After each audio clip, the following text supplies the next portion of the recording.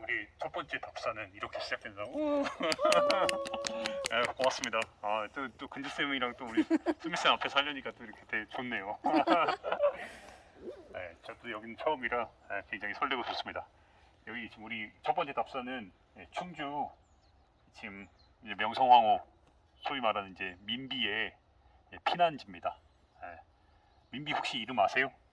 민자영. 어우, 선생님 역시 공부 많이 하고 오셨군요. 민자영이죠. 제가 또 이제 민자영이랑 고종의 이름은 아세요 혹시? 모릅니다. 어릴 때는 이명복이라 불렸고 나중에 이재황이라 불리는데 또 제가 또 고종과 민비가 또 결혼을 했던 그 운영궁에서 제가 또 결혼을 했잖아요. 근데 그럼에도 불구하고 제가 별로 두 사람은 그렇게 좋아하진 않아요.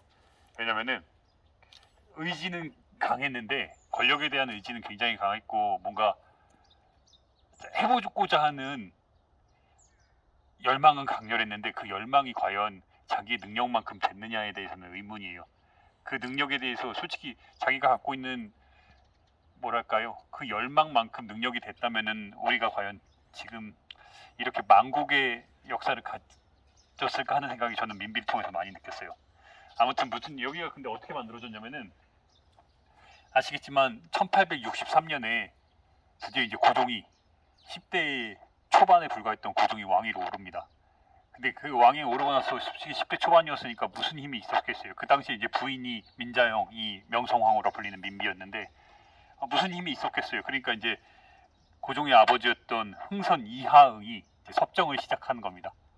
그래서 흥선 이하응이 너무너무 잘했던 게 뭐냐면은 기존에 안동김 씨, 풍양조 씨의 그 세도가를 다 완전히 척결해 버렸어요. 그 과정 속에서 전국에 있던 이 선비들과 소위 말하는 이제 양반들 그 뭐랄까요, 가정의 그 권력의 기반이었던 뭘 없었어요? 뭘 없었을까요? 전국에 서원을 완전 척결해 버렸어요. 우리로 치면 지금 뭐라고 어떻게 얘기해야 될까요? 정말 권력의 가장 핵심되고 있는 그 기관들을 완전히 그 왕의 아버지가 되자마자 바로 다 척결을 시켜버리고 그 과정에서 세금 관련해 가지고 다 정리를 하고 그러니 가장 그 나라의 살림의 어려운 과정 속에서 이 모든 걸 척결하니까 국민들 입장에서 어땠겠어요? 흥선이 최고죠. 근데 그 과정에서 자기의 권력을 강화하는 과정 속에서 우리가 지금 즐기고 있는 경복궁, 그 임진왜란 1592년에 선조가 의주로 도망가고 나서 그 불타버린 그 수백 년 동안 300년 넘게 이렇게 불타서 제대로 된 관리가 안 되었던 그 조선의 정궁이자 법궁이었던 경복궁을 왕권 강화 차원에서 복원을 시켜버려요.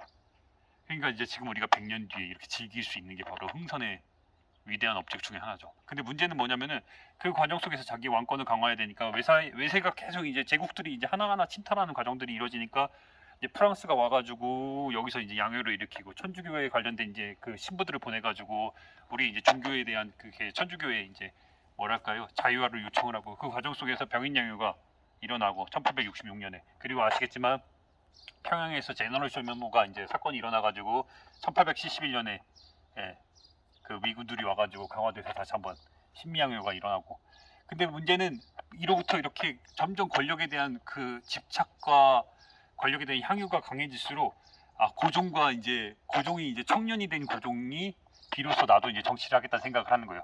그리고 최익현의 상소를 바탕으로 해서 1873년에 10년 만에 고종이 드디어 20대가 된 고종이 친정을 벌입니다. 문제는 뭐냐면은 고종이 1873년에 친정을 벌이고 나서 20대 초반이었는데 이미 흥선은 너무너무 잘해놓은 상황에서 그리고 민중들의 그 백성들의 기대와 지지가 어마어마한 상황이었고 위정척 사파라 그래가지고 소위 말하는 그 선비들의 개혁적인 선비들의 지지도 받는 상황이었어요. 근데 고종이 막상 자기가 왕을 차지하려고 하니까 할 수 있는 게 없단 말이에요. 그래서 자기를 지지해줄 권력 기반이 필요해. 그때 나서는 게 누구예요?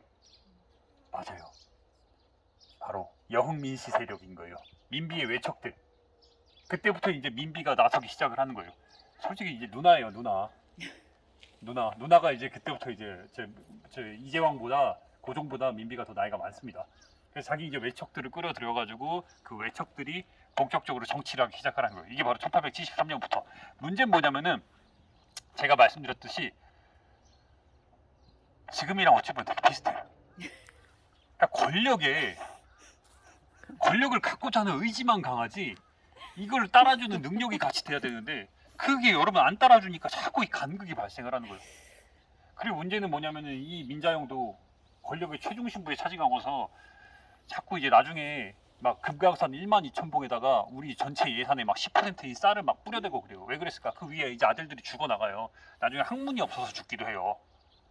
이게 유전적으로 계속 이제 뭐랄까 근친혼이 막 발생하고 이렇게 해가지고 뭐 그런 이유들이 있지만 아무튼 어렵게 태어난 순종이 이제 어렵게 태어나니까 이 순종이 막 병 걸리고 이러니까 이 병을 예방한다는 차원으로 막 무당들 불러다가 국고에 막 그 우리나라 1년 예산의 10%를 무당 불러다가 굿하는 데 쓰고 이제 순종의 건강을 기원한다고 저 금강산에다가 쌀 뿌리고 막 이런 막 진짜 도탄에 그 흥선이 막 나라 예산을 막 진짜 부강하게 만들어놨던 그 예산이 하루아침에 막 진짜 다 없어지는 거예요.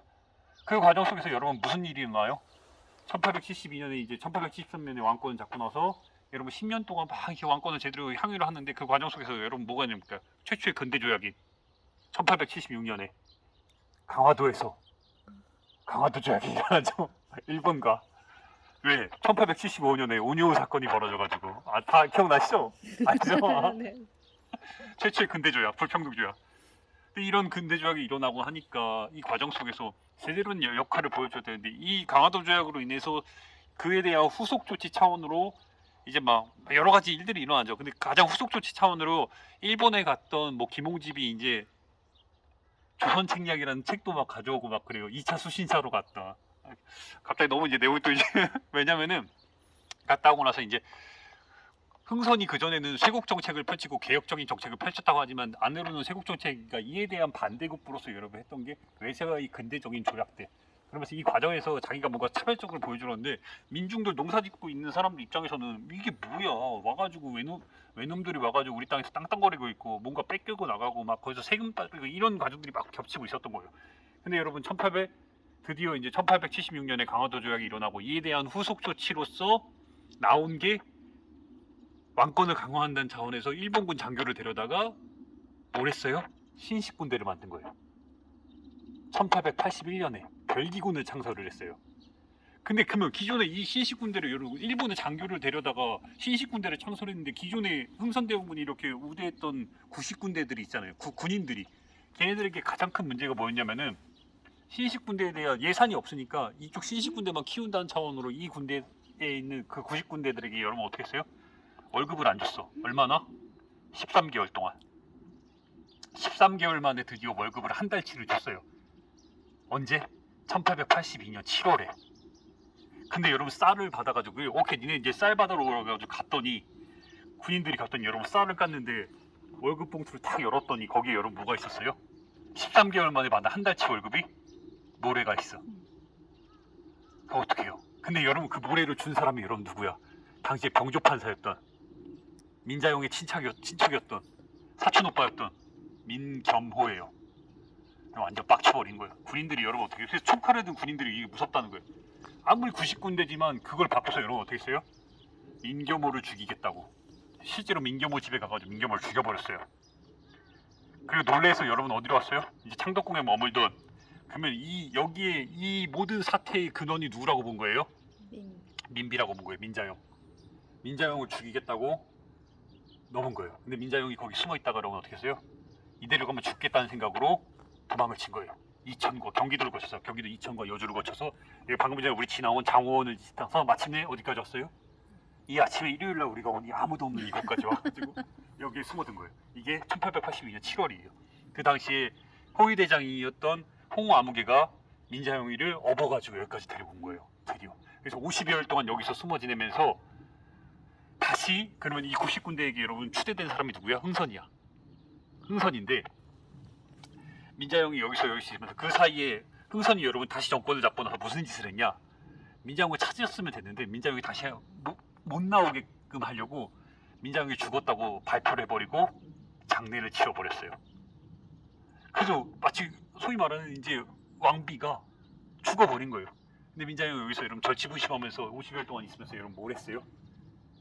제가 바로 민자용을 감히 명성황후로 부르지 못하는 이유예요.